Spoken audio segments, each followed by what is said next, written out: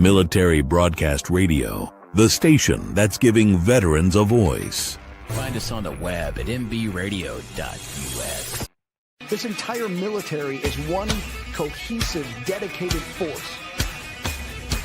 And the threats to our nations, they don't sleep. They're watching our every move. Iran, Russia, China, North Korea, ISIS, Al-Qaeda. They may be watching this right now. Our military should not be mistaken for a cable news gabfest show. We don't care what you look like. We don't care who you voted for, who you worship, what you worship, who you love. It doesn't matter if your dad left you millions when he died or if you knew who your father was. We have been honed into a machine of lethal moving parts that you would be wise to avoid if you know what's good for you. We will not be intimidated. We will not back down. We've seen war. We don't want war. But if you want war with the United States of America, there's one thing I can promise you, so help me God. Someone else will raise your sons and daughters.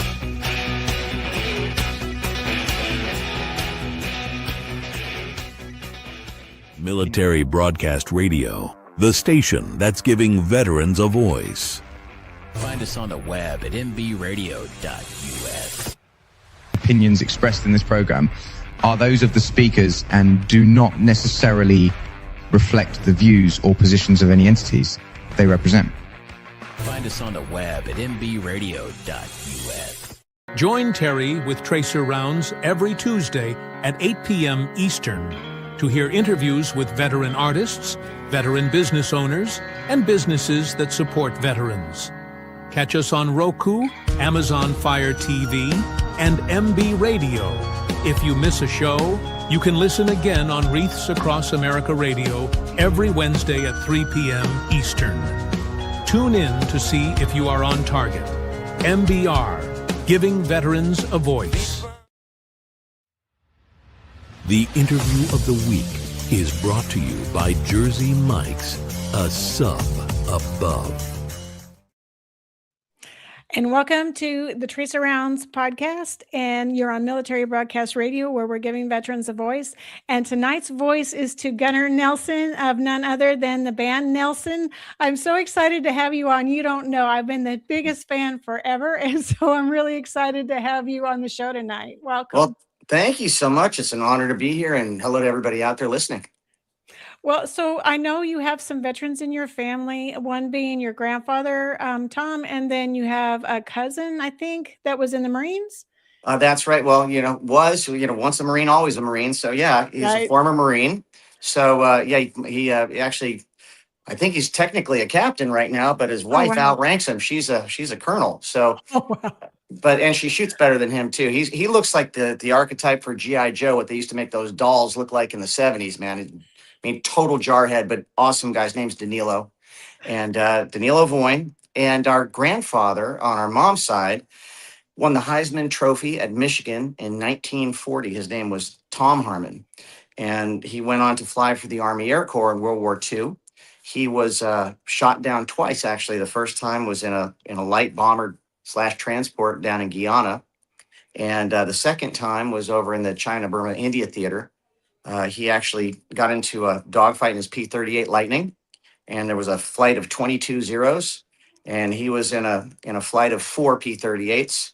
He got 2 and 1 probable, and the problem was our grandfather actually flew against the Japanese the same way he played football. It was called running the rapids, and General Chenault told him not to do that. He said you could not outturn a Zero at the time, and he was just very aggressive, and he went for it. And the last they saw him, he was under canopy. And he was being strafed by Japanese Zero, and they just assumed that he was dead. The parachute actually landed in a lake, and that's the last they saw of him. They sent the letter home, the telegram home, and Grandpa Tom actually walked out of the jungle about a month later, burned over 60% of his body, having used the scarf on his neck that had the map of China our grandmother had given him before he deployed, and his compass to find his way out. Oh, my goodness.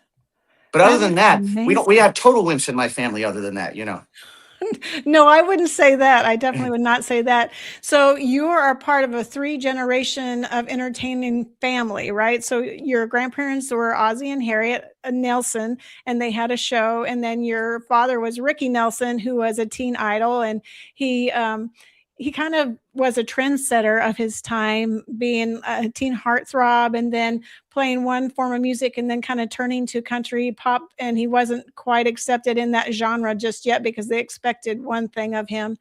And so he wrote the song Garden Party about that transition, didn't he? Well, I mean, yes. I mean, allow me to brag to set things up for your listeners out there who are so young they have no idea where I come from or who I am at all. Okay, so some backstory as you touched on. Our grandparents were Ozzie and Harriet Nelson. They actually went down in history of, oh, I mean, they're in the Smithsonian as representing 50s ideals, but they had the longest running television sitcom in history at 435 episodes, Wow. over 14 and a half years. They started out as a big band. Our grandfather was a band leader, and he met Harriet and hired her to be his chanteuse in the band. And the story goes that their banter in between songs kept on getting funnier and funnier and longer, and the set started getting shorter. So Red Skelton, the big radio hero of the era back in the day, we're talking the 20s going into the 30s, caught their show, suggested to his bosses at ABC that they check them out and give them their own radio show, which they did. The radio show was incredibly popular. That turned into a television show, as I mentioned. Our father grew up on that show. It was a real family playing a real family. They were scripted. Our grandfather, Ozzie, was a Renaissance man. He holds the record as the youngest Eagle Scout in history in the Boy Scouts of America, still at this day at 12 years of age. He graduated with a law degree from Rutgers, was quarterback of the Rutgers football team when it was Ivy League at the time. Just an incredible man, and ran a very successful family. As I mentioned, our father grew up on that family show. He was on that from the time he was 6. And 10 years into that run, he was the first guy to utilize the power of television to market music. He started singing on the end of the Ozzie and Harriet show, and no one had really done that up until that point. Remember, rock and roll was brand new, as was television. And I guess the popular thought of the day, as far as the suits were concerned, is if kids could see somebody singing on TV, then they wouldn't go down and buy the albums.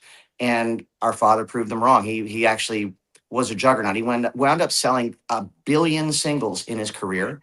And there were only 2 artists in the 50s, 2 rock and roll artists to have #1 albums, only 2. And that was Elvis and Ricky Nelson. To describe how popular he was during his day, man, I don't know how I can touch on it. It'd be like, wrap up Justin Bieber, Justin Timberlake, and all of the Backstreet Boys, and you'd scratch the surface. The guy was massive. And Matthew and I grew up in a household during his second phase of his career. You mentioned basically he established himself so powerfully in the beginning of rock and roll as one of the pioneering rock and roll icons that when music changed, when the Beatles came into America and the artists were expected for the first time to write their own material that they sang, our father chose to reinvent himself rather than go on the fair circuit and sing all of his oldies. He put together what was considered one of the first true country rock bands by the Country Hall of Fame with a band called the Stone Canyon Band, and wrote that song Garden Party after showing up in 1971 at Madison Square Garden, not looking the same anymore. He had his country rock band. He'd been touring that for like 5 years, but got talked into performing at the Garden as part of an oldies festival.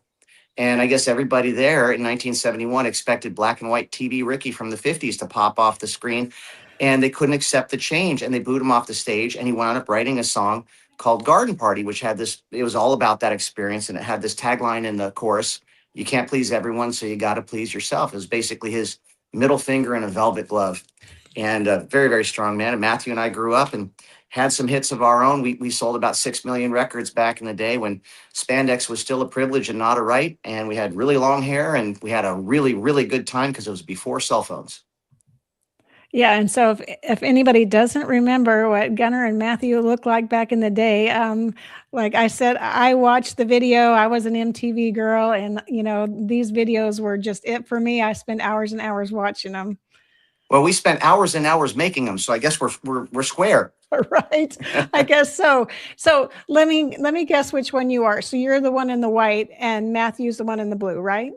I don't know what you're looking at right Oh, now. you can't see the screen. You can't see I the can't. picture. I can't. I'm getting a static shot and I'm seeing myself, but I'm Oh, not seeing you. I wish I could. Describe it to me. Is it the album cover? so it's the one that has a. So I think it's Matthew in a blue jacket and you're in a white jacket, No, and reverse you. it. Reverse it. I think Oh, really? Matthew. Yep. I think you called it wrong. I think I'm the guy in the blue jacket. So that's what's interesting to me too. So one of the reasons we wanted to highlight you tonight too is because you have a book coming out today, and it's on Amazon. And I put it in the comments, and I actually ordered it, and it's due here tomorrow. But I was pre-reading it, and one of the really neat stories in the book is about how you and Matthew almost got mixed up at birth, basically. And your sister Tracy was the only one to figure it out, and no one would believe her until they actually um, compared the footprints, and then they decided that she was right. That is true. A candy striper had accidentally gotten us switched when we got our first bath and they'd taken those bracelets off. And I almost wound up going through life as Matthew and not Gunnar. And for anybody that knows the two of us, they know how absolutely profoundly wrong that would have been. Well, my son is named Gunnar too, and it's actually because I was so I loved your name, and I was such a big fan of your band and of both of you and Matthew that his name is Gunnar. That is an incredible honor. Thank you for that. That's amazing. Now, did he get any ribbing when he was growing up with a really interesting name, or did he grow up in a class with a lot of other kids that had interesting names too? Well, so he gets Hunter, and I forget the other names he gets. So if he goes to Starbucks or somewhere like that and he orders a coffee, it's always Hunter. It's never Gunnar. It's always something other than Gunnar. When you go to Starbucks, you've got to learn the hack. What you have to do is really mess with them. You got to, like, when they ask your name, you got to say like Rumpelstiltskin or Agamemnon or something like that. I mean, Right. yeah, I just tell them Bob. I get it over with. Just hope there's not another Bob and he doesn't get your coffee. That's right. That's right. Well, that's really cool to hear. Growing up like we did, and actually having that kind of success, we were still pretty young at the time. Yeah. Matt and I'd been playing since we were little kids. We got our first instruments when we were 6, and started playing the LA club scene when we were 12. And it's funny that a lot of people kind of like co-branded us with that Sunset Strip hairband scene. But that wasn't the case. Matthew and I had started 10 full years earlier in the LA clubs with all the skinny tie bands. You were either like a hardcore power pop band, or you were from the first class of the punk rockers like Fear and Bad Religion and all that. And Matthew and I found ourselves, we loved both styles of music, and the music we were making in the clubs was really kind of a hybrid of both. And it wasn't until years later that, at the time I was a drummer, Matthew was a bass player, and he was up front singing lead. And when our father passed away when we were just 18, we took like a year off we call it the lost year. We kind of went there, and that's in the book as well. And I took the opportunity to reinvent myself and learn how to play guitar. I'd never played it before, but I think there's something to be said about a concentration of focus. I grew up in a John Wooden era. I went to his basketball camp, and it's important to note that I've got Nelsons on one side, which are all about entertainment predominantly, and I've got Harmons on the other. I mentioned Grandpa Tom, the fighter pilot, but his son is, our Uncle Mark is Mark Harmon from NCIS, and he was the starting quarterback of UCLA back in the day. And that family was all about intensity and achievement at the highest of levels. And so I could honestly say, after writing the book, and by the way, there's no ghostwriter involved in this. This is all me and Matthew. This is from the horse's mouth ×2. I realized that I am very much an equal part Harmon and Nelson, and hopefully I get the best parts of both. But I think both have really helped me moving forward in life. That perseverance and that tenacity and that focus and stuff. I think you really need that in the world nowadays. Certainly in the entertainment business, which is not all that easy. And part of what this book dispels is the preconceived ideas that Matthew and I did have it easy, or it was handed to us, or we were like Nepo babies or trust fund kids doing this as a hobby. For us, it was a lot like it was for anybody else that had gone on to have rock success. Really, it was our only way out. Our life, our upbringing was certainly not Ozzy and Harriet. Our parents actually raised us in that very selfish era, right after women's lib and the hippie movement and all that. And we were latchkey kids, grew up in the early 70s and 80s and stuff with zero parental supervision. And making music really was our happy place. That was our safe place, kind of having each other and having a shared love for music that helped keep us sane when, our mother's alcoholism got bad and violent, and we could escape into that. And really honestly for us, that was the only thing we'd ever wanted to do since we were little kids and saw our father perform from the side of the stage as little babies. We knew the what we wanted to do. We just didn't know the how or the when, but we did have a true north in our compass.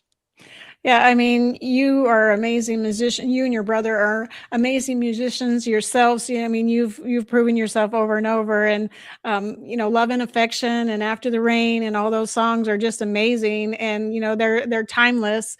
So you can listen to them now and think that they're current hits, because just the way they're written and the way they're sung is just in a style that everybody can relate to. Thank you. It resonates with people. So I think.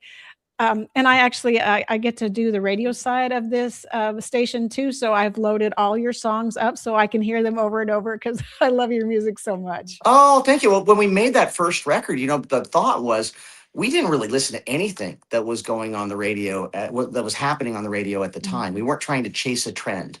Right. And if you think about the traffic that we were in, I mean, everything around us that we were competing with at radio pretty much was coming from a really hardcore like blues background. I mean, our number one competition on our label, as far as like promotion money was concerned, was Guns N' Roses. And they had just really broken with a vengeance. And Matthew and I come from a completely different sensibility musically. We grew up in Southern California, and it's really kind of like, the whole Laurel Canyon scene that was happening when we were growing up with Crosby, Stills and Nash and Linda Ronstadt and Jackson Browne and Joni Mitchell and all of those greats that happened in a little club in Santa Monica there called the Troubadour that our dad's Stone Canyon Band was frequenting quite a bit.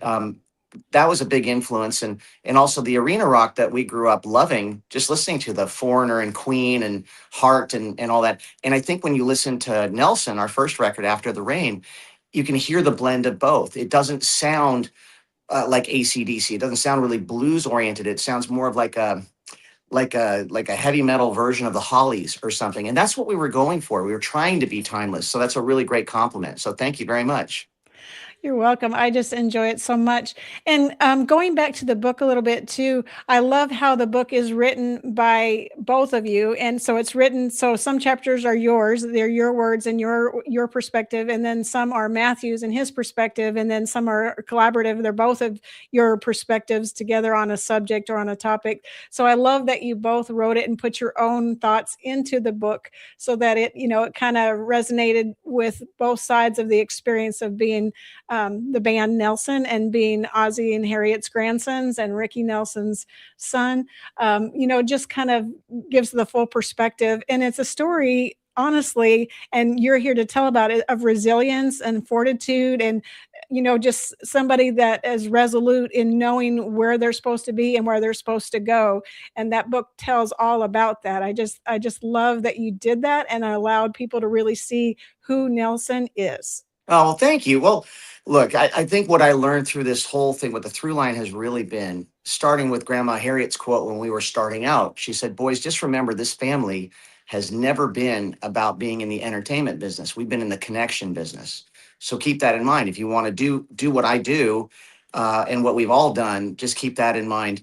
And we always have. But in our journey, contrary to a lot of the Hollywood statistics that came before us, which we have every right to be, which we wouldn't give anybody the satisfaction of writing us off as, we actually realized that our attitude was our superpower. Matthew and I have always been incredibly grateful for everything that we have. And we are living in an environment in the world, unfortunately, at least in the civilian world, that is all about entitlement and a lack of accountability. And Matthew and I are not about that at all. As a matter of fact, we've had so many well-meaning friends around us that we write about in this book as well. It was a great example. Our friend Jack said to us once, I've never seen any two guys able to make more out of nothing than you two. And I said, thank you. And he said, I didn't mean it as a compliment, but that was the difference. That's what we took. We took it as a compliment. Yeah. And we've just found that, man, through thick and thin, that's why we wrote our first record and entitled it After the Rain. It is truly about, I know it sounds trite, but it's true. It's about finding the silver lining in every dark cloud. And I think that's where the gratitude really does come in. And I'm not saying it's been easy. It's been really hard. I mean, my family's been canceled for 125 years before they coined the term for it. We're veterans of that. We know how to handle that and do that. But, you know, ultimately, what we realize when we have people coming up to us after shows, whether or not they're with their great grandparents, their grandparents, their kids, you know, I get these great stories of how they were impacted positively by different members of our family. And we just take being a part of that family and the legacy that what it means to people. We take that very seriously. And we, with everything that we do, we just always do our best. I'm not saying we're perfect, because we're not. But, and I'm also not saying this is the easiest business to be in, because it's not. But Matthew and I have never done any of those questionable deals. We've never been to any of those weirdo parties. We've never done any of that stuff. We've done the work. Yeah. And that was one thing our grandpa, or actually our Uncle Mark, said to us: they can't take the work away from you. And, you know, just you go about living your life, playing your shows, talking with people, shaking hands and telling stories and making them laugh, hopefully. And you put your head up after 30 years and you realize you got some pretty impressive stats cooking. Yeah. Well, you know, you can tell you're really genuine, and genuine people tend to, you know, persevere and do really well, because when you're just putting on a happy face, or a public facing face to kind of, you know, sell whatever it is you're selling, it doesn't last. And so you can tell when somebody is a real person and real genuine and really loves and is part of what they do. It resonates, and it resonates in you, and you can see it in everything that you do and everything that you say. I can always tell how genuine and how much you really care about what you're doing and the music and what you're putting out in the public space. Oh, thanks. Well, I think we all should, right? Yes. You know, we learned through that whole, whatever the heck that whole COVID thing was. I'm still trying to wrap my brain around that. You learn in a moment like that, because in our business, we didn't know if we were ever going to play another show again, ever. Right. I mean, we were basically sidelined for 2 straight years. And in a time like that, you realize a couple things. One of the things I realized is how little I really needed in order to be really happy. You know, they took all of our stuff away. They took all of our distractions away. Mm-hmm. And what you're really left with is your family, your friends, your loved ones, your God, and your art, or whatever it is you're passionate about. In our case, it was our music. Right. And, you know, we took that advantage of that time that we were landlocked for the 2 years. We restored The Adventures of Ozzie and Harriet into 4K high def, spent $1 million doing that. That was great. Wow. And we made a new record, which was really cool, because the legendary director James Gunn just picked one of the songs out of that record. It was called Lightning Strikes Twice. By the way, if you like the After the Rain record, get Lightning Strikes Twice. It was actually put together as After the Rain Part 2. If you like that record, you'll like this one. I do. And Mr. Gunn loved it, and he picked a song called To Get Back to You that we co-wrote with Mark Slaughter of the band Slaughter. And we brought in our friend from Toto, Steve Lukather, to play the solo on it. Oh, and he actually made it the finale episode of his TV show that he does on HBO with John Cena, the wrestler. There's a show called The Peacemakers, their #1 show. Yes. We were the finale episode. He wrote the whole episode around John Cena's character meeting his love interest and having their first kiss at a Nelson concert. And the episode was called Full Nelson. Yes, the video is really good, and the music's really good too. And I already loaded it up on our radio side, so right on. We're already playing it. Check out the video, because James Gunn directed the video. It was quite an honor. It's very good. So speaking of videos, I forgot to mention that you were part of Voices That Care back in '91 when. That's right. That is right. Yeah, when the war kicked off, and with a bunch of other artists. I hadn't realized how many people were actually in that video. Michael Jordan, like all these different people. I'd forgotten how inclusive that was, of all the different genres of the day were all in that video. And so I thought it was really neat that you guys were a part of that and really sending that voice of hope overseas to our troops. Well, thank you. Well, you cast your mind back. That was right when Desert Shield had just become Desert Storm. Mm-hmm. And Matthew and I were asked to present an award on the American Music Awards. And we had just started out. I mean, I think, I'm not even sure if our first single had dropped. Yeah, our first single, I think, had dropped. And we were asked to do that show and present an award. It turned out we wound up going out and presenting Garth Brooks with his very first award ever. No one had ever heard of Garth Brooks before. Wow. And we walked out on, before we actually went out there, the culture at the time, well, let's just say Matthew and I have always been very patriotic. We bleed red, white, and blue. We always have. And we've never been shy about expressing that. But back then, as far as Hollywood and as far as the music industry is concerned, the only thing that people really knew as far as like conflict is concerned, we hadn't really had a conflict that was very public since Vietnam. And we all know how that went as far as like PR was concerned. So Matthew and I, in a vacuum, pretty much decided, hey, we don't know right now what everybody's going to feel about this. But I had a particular jacket made for the event. It was floor length, and no disrespect intended at all, but it was the American flag in sequins. And we went out to do our presentation, and the first thing that I said was just I wanted to send our love and support out to our brothers and sisters who are deployed overseas and don't know if they're going to be getting back home safe or not. They don't know what they're walking into, but just know that you're going to be coming home to open arms and a lot of love. Right. And then the tide of that show really turned after that. And I'm happy to say that whether or not it was planned or not, we were the first domino to fall and sway the tide and be very supportive. And David Foster, a legendary producer, was in the audience that night and obviously saw that and asked us to be a part of a project he put together called Voices That Care.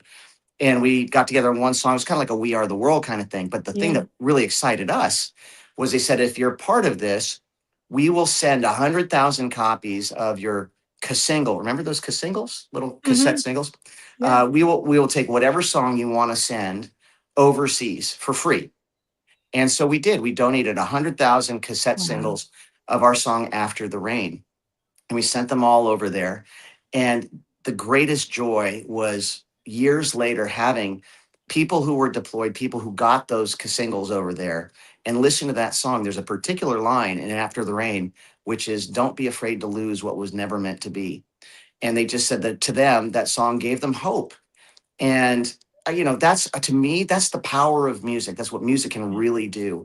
It can comfort you and be your best friend at times when, you don't have a lot of friends and you don't feel like you got a lot of time. And the fact that Matthew and I get to work in that particular world where we come from a world where we really care about everything we write. We take extra time in the studio to make things just right. I know it's an AI world now. I know there are a lot of people that are just pressing a button and making fake music. And that's always going to, now that the horse has left the barn, that's what it's going to be. But none of those people are going to ever understand the kind of joy that Matthew and I feel when we write something from our hearts that connects with people in that kind of a way and also lives on. I mean, this is 40 years ago, 35 years ago, something like that. And that's a long freaking time for something to have impact. But to me, that's like as close to magic as you can get. Yeah, I mean, well, music in general is a universal language, so it transcends time and space, in my opinion, and it unites people regardless of language, because good music is good music, and having that melody and that tune and just the lyrics just bring people together, in my opinion. And I don't think the world would be as nice a place if we didn't have music, honestly. Can you imagine?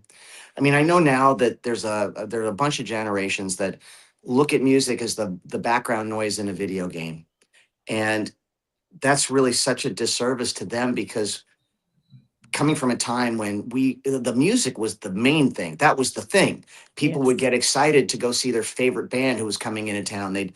That favorite band was making a record and it was coming out, and they'd run down to the record stores when there was such a thing. And you couldn't even preview the music. You just hoped that the rest of the album was as cool as what you saw.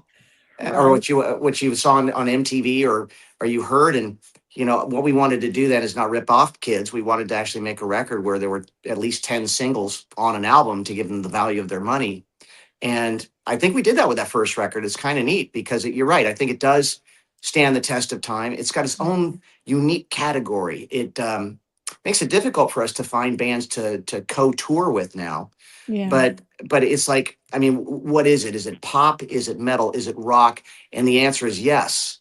And it's kind of the same kind of thing, I'm sure, that the band Boston experienced when they came out. They just made a record in a vacuum, and Tom Schultz made what he heard in his head, and it didn't really fit any kind of category, but people just knew that they loved it. Right. Yeah. I mean, music is good music. It doesn't matter what genre it is. If it speaks to you, that's what's important. My collection is so vast and varied. I've got so many different things that I listen to. Yeah. But it really depends on my mood. If you notice, like I know this, if I want to feel the same kind of innocence and possibility that I felt when I was 13 years old, I put on Supertramp's Breakfast in America, and instantly I am lakeside at Mount Meadow Ranch summer camp. And I've just gotten my first kiss behind a tree with a cute girl, and I am there. I'm there. It's like a time machine, It just is. bang, it just brings you there, which is great. Yes, I love Supertramp, Breakfast, and then I love Breakfast in America, all that stuff. I mean, those are my songs too, and my collection is probably as diverse maybe as yours. I like country, I like pop, I like rap, I like easy listening, some R&B. Probably the only thing I'm not really like crazy about is opera, but I suppose if I was in the audience, I could like it. But well, I'm sure you can appreciate the talent and the technique that goes into it when you hear like Pavarotti sing. It's like, okay, that's wow, but he's amazing. Yes. Yeah, but it's not the first thing that you grab when you want to, go grab a red Solo cup and have a party with some of your friends. So I get that.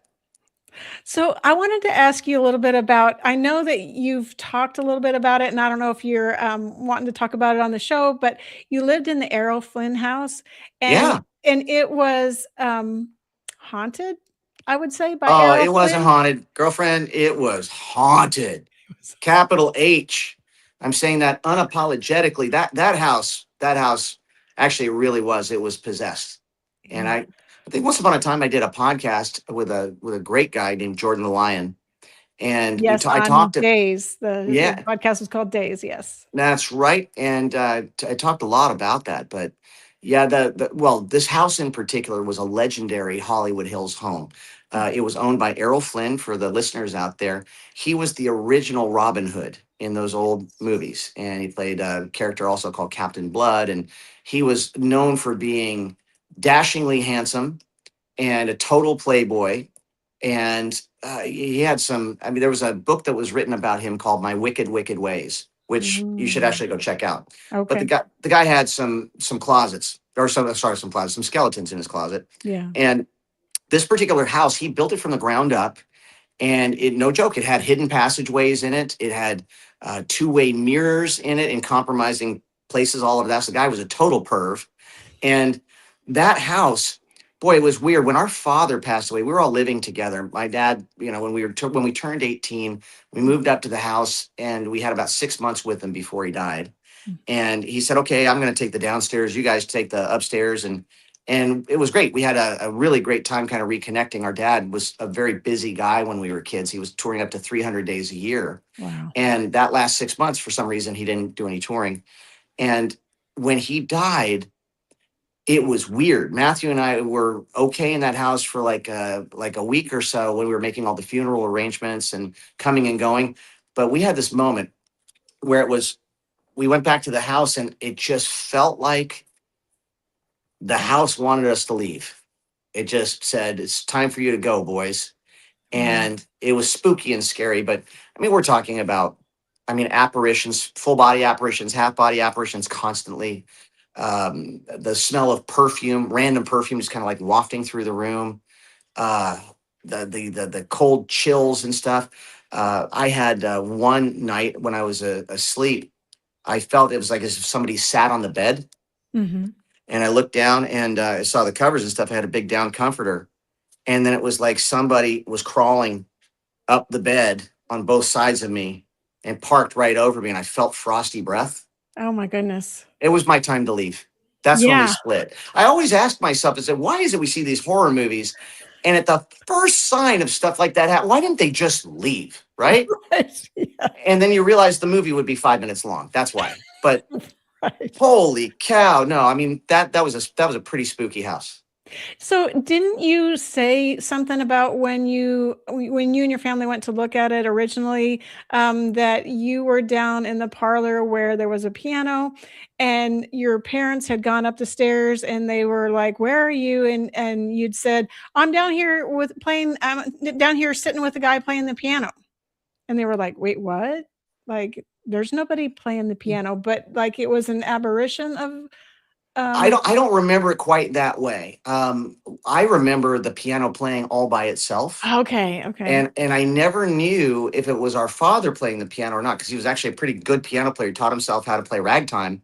And our great grandmother Gigi apparently was a hell of a ragtime player. So it kind of Okay. ran in the family. And I was downstairs once, and the way the house worked, there was like a little spiral staircase Uh-huh. right by the kitchen, and the kids' rooms were upstairs. The master suite was off to the downstairs, and to get to that, you'd have to walk through the big living room, and then there was a little parlor, and that's where our father's piano was. That's where he used to write Okay. songs and play. I'm actually looking at the piano right now. It's right here in Oh, my wow. music room, Oh, um, wow.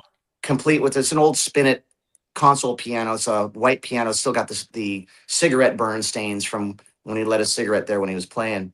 Oh my But goodness. yeah, I was on my way down the spiral staircase to go get some grub in a kitchen, and the piano started to play, and I didn't think anything of it because our dad did that all the time. Yeah. And then I guess our dad was upstairs doing something with our mom and called for me, and I just kind of had this thought, uh, pops upstairs, who's playing the piano? Oh my goodness. And I looked down the hallway, and there was nobody there, and the keys were moving. That's So crazy. yeah, it was pretty freaking haunted. And then you lived in another like it was like a farmhouse and you had some visits from a ghost of the property. And you talk about like there was 3 different deaths that were in that house. Now And you've done some research, because this is not in the book What Happened to Your Hair that we just released. This is a whole other thing, but you're giving me an idea. oh, Maybe I should write a book about I that think you stuff. should. I think you Huh. should. Yeah, well, the house that we lived in before then, it was actually pretty cool. It was a little farmhouse. It was one of the first houses in the San Fernando Valley.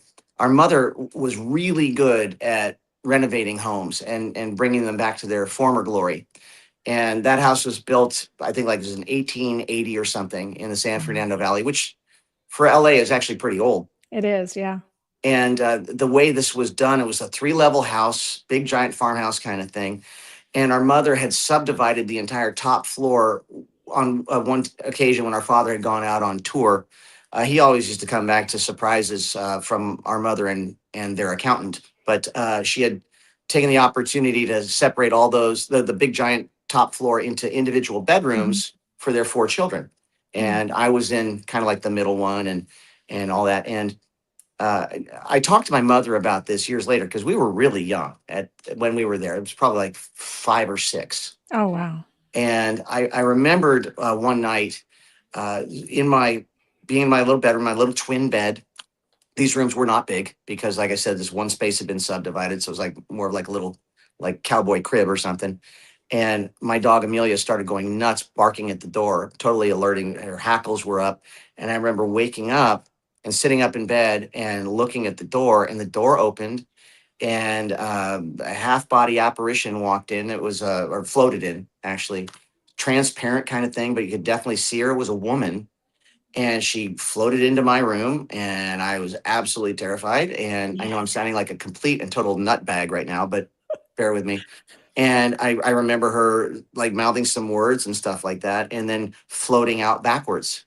The door stayed open, and I ran down the hallway to my mom's bedroom, pounded on the door, and my eyes apparently were like wide and all this stuff. And I told her what had happened. She just told me to go back to my room, and that's all I remember. But apparently, I talked to her about that right before she passed about 10 years ago, and she said, Oh, wow. "Well, you only remember coming to my door once. You were freaking us out because this was happening every night for a month. Oh my Every goodness. night for a month, this woman would float into your room, according to you. And I finally just said, tell her that you're safe and you're fine and you're going to be okay. And then my mom did some research on the house, and it turned out you were right. There were 3 deaths that occurred in that house. They found old newspaper clippings and stuff. And one was because they did have a barn there that one of the horse boys actually got dragged to death in the barn once. Another person just had another accident by falling off the chimney when they were repointing the chimney. But the third and final one was the mistress of the home was apparently poisoned by her servants. And when they did the research, they figured out that the place where she died, her bed would have been exactly where my bed now was.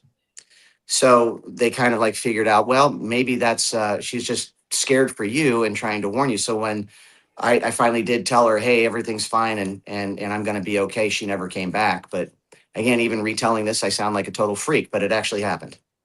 No, MJ, who's one of the hosts, she said that she totally gets it. She said that sometimes they just come to give you a message. And so, like you said, I think it was just that she was worried for you and wanted to make sure you're okay. But I'm telling you, as a little 5 or 6-year-old kid, I'd be freaked out. I'd be not wanting to go to bed. I'd be like, no, Mom, I'm not going back in there. I think I've been kind of an open door to a certain extent. I know that when I write songs, I don't feel like I'm the one writing them 100%. I feel like I'm getting out of their way. They're kind of floating around in the ethers and they come through me. Mm-hmm. And if I'm smart, I kind of get out of their way. To me, it's the same feeling that we all feel in that moment right before we fall fully asleep at night. Yeah. Or when we wake up first thing in the morning, we're not totally awake, that twilight state. That's what songwriters get into at will. They do that all the time. When they're just sitting in the room, they can do that. Wow. And I spent a lot of time there. I spent a lot of time really with one foot on planet Earth and then one somewhere else. But I've been really, really prolific lately because I don't question the process. Yeah. But I've been talking to some of my artist songwriter friends, and I found that that's kind of a through line, that they actually are a lot more sensitive to paranormal things happening. And in my case, it seems that it follows me around a little bit because, I had that issue at that house and then I moved to the Flynn house and had those issues there. So maybe it's not the houses is what I'm saying. It might not just be the houses. It might be me. Well, some people are just from hearing other people's stories, some people just are sensitive to otherworldly things, be they good, be they bad, they're just like they just have a intuition or a feeling or a sensitivity, like you said, and they can connect in some way to this other realm. And so I don't think it's weird or unusual. I think there's just some people that are more in tune and more adept to hearing that inner self, and then hearing the voices outside that inner self, those ones that are kind of hovering around us, and most of us don't hear them or know about them, but there are some that do hear them and know about them. I believe so. You know what? I feel protected at all times. I'm a proud believer, so I'm not in any harm, but it is a little disconcerting when you're sitting there getting a good night's sleep and you actually feel someone sitting on your bed that's not there. That is a little weird. Yeah, definitely. Yeah.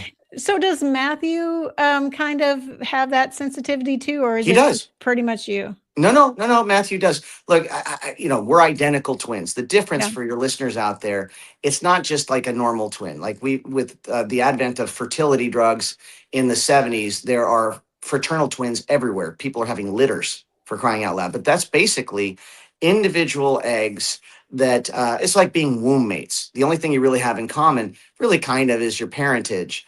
But you can be very, very different. You can have a guy twin and a girl twin. You can do all that stuff. We actually started out as one cell that split. Right. So we're actually, we share the same DNA. And we're actually a kind of twin called mirror twins. So when our cells split, Matthew got the right side, I got the left side. So I'm left-handed, Matt's right-handed. And we complement each other too, just as far as our energy is concerned. I mean, in my case, I was born without a filter. I don't have one. It's just not there. You always know where I'm coming from, but I can be coarse with no intention at all. I'm not trying to be a jerk. It just kind of finds me. Matthew his delivery is very sweet and very measured. and a lot wiser than mine. But how that really kind of works as far as our twinship is concerned and our artistry is, I like to look at myself as the locomotive, and Matthew is the engineer in the coal car. And together we really do complement each other. Yeah. I like getting my hands dirty. I like doing all the work in the studio. I love writing. I love doing all of that. Matthew would just rather be on stage. And I get that. It's cool because of the fact that, he won't let me microscope in on things for too long. I can get lost in the process. And Matthew's got this great perspective from a distance, and they really do work together.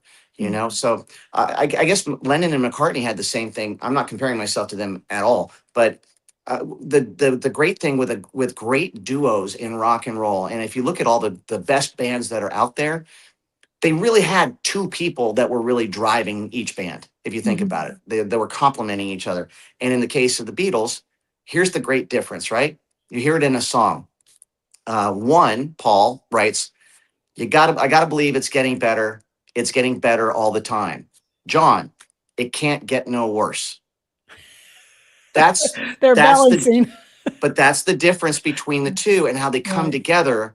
And it's a little sweet with the sour, Mhm. and it keeps things interesting. It really does. You got, Mick and Keith, and you've got these great teams and stuff. And I was really blessed that God literally brought me into this planet with a great partner from inception. And it works out. I mean, we're not the Everleys, which is great. We actually really do like each other and get along still to this day. I'm not saying we don't have some great arguments every now and again, because we do, but we always make up right after it. And it's part of the process. We keep on pushing each other, all the time now. And, hey, look, when you've been doing this for, 40 years, and in our case, actually 50, but 10 of those years people don't know about, you can kind of tell that we mean it. This is not a fad. This is not a hobby. This is a calling. This is what we've always wanted to do. And thanks to you and all of your listeners out there, Matthew and I have had the greatest job in the world in our lives. I mean, Grandpa Ozzy used to call it's like having a license to steal, when you get to do something that you love that much and you get you at least compensated enough to be able to pay for the mortgage and stuff. It's the greatest thing in the world. And that's all I ever wanted to do. So again, finding gratitude in this, and now for the first time we're authors, it was probably the hardest thing that we've ever done. We've worked really, really hard, but writing our memoir and doing it without a ghostwriter and digging really, really deep and going to those stories that we intentionally had not wanted to talk about after we went through them. It was really tough. It was 20-hour days for 3 weeks straight. It was over 500 pages, over 50 chapters, and we wrote every one of them. And That's we awesome. we just we left nothing on the table. We decided if we were going to do it, we were going to really speak from the heart, take off the filter, and make people laugh and make people cry, and really explain a lot of things that we've had to really keep under wraps up until now. One in particular, the circumstances around our father's plane crash, which, despite what the press at the time said and the rumors that they spread, again, we're back to the whole cancel culture thing. It was as simple as the fact that our father was flying a World War II era DC-3 that developed a leak in a fuel line that fed the heater in the back that heated the entire plane. And it filled up the belly of the plane over many months. And just that one New Year's Eve, the spark in the cockpit just set the whole plane on fire. And they were able to land it, but smoke inhalation took everybody before they were able to get out. That is the truth of that plane crash. There's no more glamour to it. There's no more salaciousness. These were a bunch of guys that Matt and I grew up with, and our hero that died on the way to play a show when they actually could have been at home with their own families. And our dad lived and died for rock and roll, and the press was brutal at the time. There was a rumor that was started that drug use on the plane or freebasing or something had something to do with the plane going down. None of that was true. And when the NTSB report came out 8 months later and exonerated everybody, of course, the press buried it on page 30 in the Wednesday edition. They didn't want to admit how wrong they actually really were, but our families had to carry that around this whole time because there was a gag order. We couldn't say anything at the time. If we wanted the insurance companies to pay out the families of our dad's band members, we couldn't talk about it. We had to wait till the NTSB report came out. And again, this book actually answers all of that too, which is, as his son, something that we really wanted to do. So Yeah. selfishly speaking, those are the serious moments. The not so serious moments are, the stories from the road back when spandex was still a privilege and not a right. And Matt and I looked like a couple of hot Swedish chicks, and there was no cell phones meant culpable deniability. Right. You weren't tracked, and you couldn't get incriminating photos taken of you at any time. And those were great, great days and a great age, because we were 22, to be in the world's top rock band. We have stories, and they're all in the book. And there's lots of great stories. And one story, I know we'd only got probably about 9 minutes left, but one story was that you and your brother were supposed to be on that plane, but at the last minute, your dad said, "No, I don't want you to come on that plane. I want you to meet me in Dallas." And so the plane did go down in Texas, and I am in DFW area. So, that whole scene just really resonates with me and makes me really sad to know that it happened here in Texas. But your dad, he had said, "You're going to fly with us on the plane," because you guys had been wanting to fly and you'd been asking and you told all your friends you weren't going to go to any New Year's Eve parties because you were going to go see your dad in Dallas. And then your dad at the last minute said, "No, I don't want you on that plane." And you were like, "Why? Like, why?" And finally just you gave it up and said, "Okay, Dad, that we'll just stay here." And then that happened. So I think maybe your dad, like you say in a couple interviews, that he really had that sensitivity too and knew when something wasn't quite right. And he just said, "No, we're not going to do this." Well, you have to understand that was so uncharacteristic of our father. That phone call that he made. Matthew and I had our bags packed, and yeah, that was the whole point. Is we were going to actually fly to Guntersville, Alabama, to meet our father. He was doing a gig there at a place called PJ's Alley, and we were going to fly on that beautiful plane. It was a World War II era DC-3 that he had bought from Jerry Lee Lewis. Yeah. Okay, so we're talking the big thing like you see in Indiana Jones with the twin propellers and stuff. It's not a small plane. Yeah. And it's usually quite safe. They made a lot of them. They were used as troop transports in World War II because of how safe they were. And unfortunately, they say that a lot of different elements have to conspire just perfectly in order for any air disaster to occur. You take one of this confederacy of events out of that equation, and it doesn't happen. Like in our dad's case, maybe he had a premonition. Maybe there were mechanical issues on the plane that I hadn't heard about or he hadn't told anybody about, but something made him feel like he needed to call us, and he didn't feel comfortable with us being on that plane for some reason, enough so that he made us a phone call, and we had our bags packed. We were going to go to the airport to meet him. And he said, "Absolutely not. If you want to spend New Year's with me, you're flying commercial to Dallas. We'll have New Year's Eve there, and then you can fly commercial back home." We said, "But the whole point of us doing this and not going to our friends' parties, because it was the first semester they were away at college, was to go hang out with you. So I guess we'll just stay here and we'll revisit with our friends. You're going to be back in a couple of days." And then, of course, he never got back. Yeah, that's so sad. But you've said it before. I've heard it in interviews that, that you feel like God had you not go because you're here for a purpose. Like you're here to do something that you're already doing it, obviously, but that and I heard the story about Miley Cyrus and Billy Ray Cyrus too, where there was problems with that plane and they were like, "No, Matthew and Gunnar are on the plane. We're going to be just fine." Yeah. Billy Ray, that's in a whole other chapter in the book. It's a completely separate air incident because doing what we do, we have to get there. And we've lost a lot of us in plane incidents, but that's a fascinating thing. But to cap this, the last chapter in this book, I wrote, kind of wondering, because we're still alive, how do we end this? I wrote a chapter called "What If Pop Hadn't Died?" Yeah. And I got really deep into it. And I really thought, now don't get me wrong, I'd give everything for 5 more minutes of tangible time with my father. Yeah. But I know that if he had lived, and it's again in the book, I figured out that I'd probably wind up having a good life, but I would have been a drummer in his band, backing him up. And Matthew would have probably played bass in his band too. We would have had fun, but we never would have written Love and Affection or After the Rain or More Than Ever and done our own thing. And I've got a whole stack in my safe from people who said that song After the Rain has like save them and really help them. And none of those letters would be in my safe. None of those lives would have been touched. It's kind of like that whole butterfly effect thing. Mhm. And it's kind of a weird thing to go there and really think about that. But to me, that's one of my favorite chapters in the book, is the way it ends, because it does end on an up note, because it's a great example of being able to find that silver lining in such a dark cloud.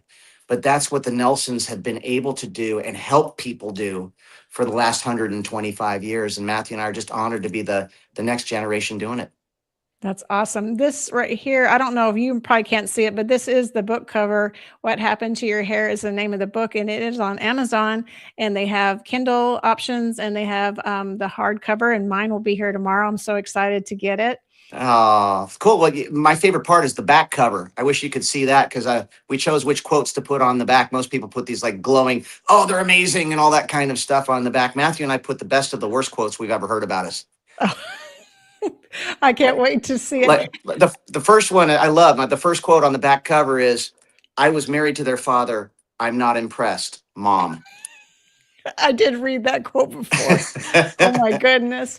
So I know you're touring pretty soon. I tried to see the last time you were here in Texas. It was a couple years back, and you were in Granbury, and you were doing Ricky Nelson Remembered show. Love that show. And I Yeah. wasn't able to get there, but I know you're going to Cedar Park, Texas in February 12th. So I'm going to try to make it down to that one, because I really, really want to see you live. Well, bring 1,000 of your closest friends. And I'm going to Okay. say this about this book. First off, thank you for the time. Big, huge love to everybody out there listening. We love you. We support you. If you're away from your loved ones, we're going to keep the home fires burning for you. We're waiting for you to come back safe. And also remember, too, for the folks that are home right now, that this particular book is a perfect gift to replace all of those candles, those lame candles you have stashed someplace for the people you forgot. This is a lot more fun. It has 0 calories and one size fits all. Definitely. I have your little commercial. Do you want me to play it for your book? You got a commercial? Go for it. Yeah. Let me play it real quick. Here All we right. go. Let's see right here.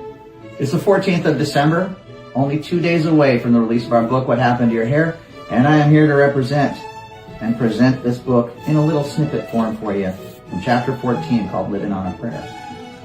I didn't know it at the time, but after the dust had settled on the whole Saturday Night Live appearance, I was one seriously messed up unit. I admit it. I snapped. Who wouldn't? When you look at that tally sheet for an 18-year-old Nelson twin, life so far had been pretty damn bleak. From the drug and booze-addicted waste of the skin of a mother to a perpetually adolescent and absent father, to having to kick, bite, and scratch just to be able to make music. Mom blamed her divorce on the music business. I mean, God forbid she take any accountability and blame herself. We were also punked and friend-zoned by all the girls throughout high school because we were the post-divorce poor kids in a rich neighborhood. Then there was the rug pull of reconnection with, and then the spectacular loss of our father hero. 3 years before we were legally allowed to drink a beer. Holy shit, y'all. It would have been the undoing of any lesser men, but it's clear that that's why God put me and Matt in the world together. Our path was going to take 2 men to survive. And don't forget to pre-order your copy of What Happened to Your Hair, available on Amazon right now. A countdown where we went back, we actually counting back for 2 weeks, and I promised my readings were more dynamic. I promise.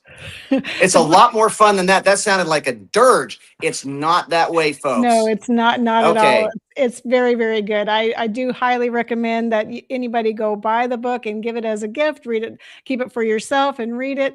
Gunnar, I really appreciate you being here tonight. I am so stoked to get to talk to you and to just hear more about your family and more about your music and more about the book. And I just thank you for your time so much tonight. Well, thank you. God bless you, and everything that everybody out there listening does for us. We're grateful for you. And for everybody that's listening, Merry Christmas, Happy New Year, and nothing but blessings to you and your family. Come home safe. Merry Christmas. Thank you. Life is like a duck.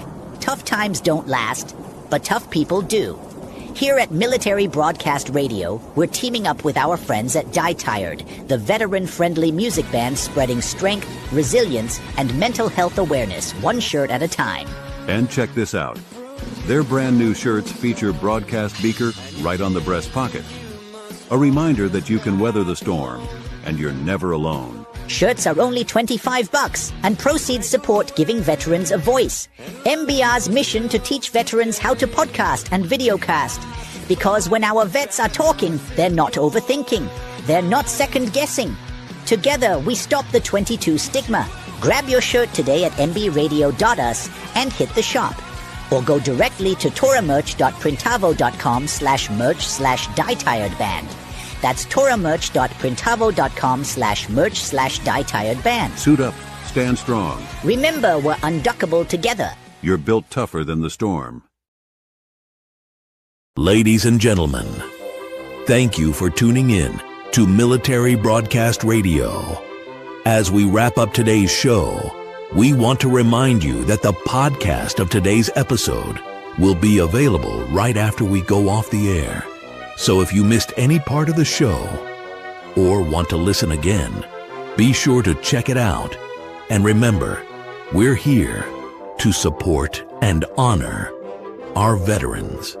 Your stories and experiences matter, and we are committed to giving you a platform to share them. That's right. We're here to give our veterans a voice. So don't forget to catch the podcast and stay connected with us. Giving our veterans a voice.